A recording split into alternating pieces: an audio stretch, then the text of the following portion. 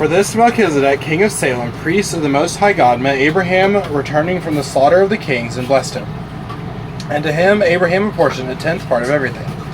He is first, by translation of his name, king of righteousness, and then he is also king of Salem, that is, king of peace. He is without father or mother or genealogy, having neither beginning of days nor end of life. But resembling the Son of God, he continues a priest forever. See how great this man was, to whom Abraham the patriarch gave a tenth of the spoils.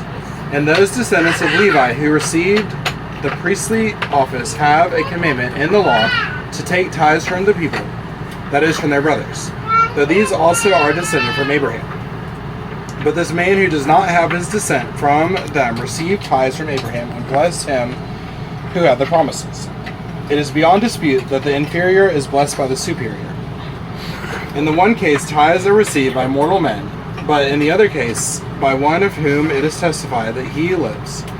One might even say that Levi himself, who received tithes, paid tithes through Abraham, for he was still in the loins of his ancestor when Melchizedek met him. Now, if perfection had been attainable through the Levitical priesthood, for under it the people received the law, what further need would there have been for another priest to arise after the order of Melchizedek, rather than one named after the order of Aaron?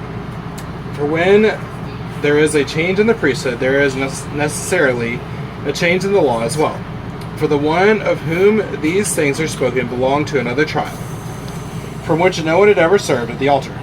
For it is evident that our Lord was descended from Judah, and in connection with that tribe Moses said nothing about priests.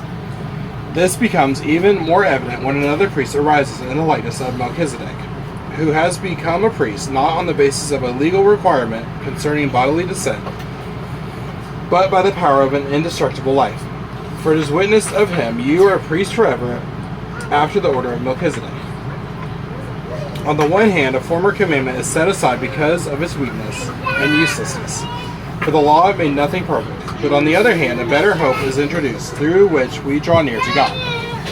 And it was not without an oath, for those who formerly became priests were made such without an oath. But this one was made a priest with an oath by the one who said to him, the Lord has sworn and will not change his mind, you are a priest forever. This makes Jesus the guarantor of a better covenant. The former priests were many in number, because they were prevented by death from continuing in office. But he holds his priesthood permanently, because he continues forever. Consequently, he is able to save to the uttermost those who draw near to God through him, since he always lives to make intercession for them. For it was indeed fitting that we should have such a high priest, holy, innocent, unstained, separated from sinners, and exalted above the heavens. He has no need, like those high priests, to offer sacrifices daily, first for his own sins and then for those of the people, since he did this once for all when he offered up himself. For the law appoints men in their weakness as high priests, but the word of the oath, which came later than the law, appoints a son who has been made perfect forever. This is the word of the Lord. Thanks be to God.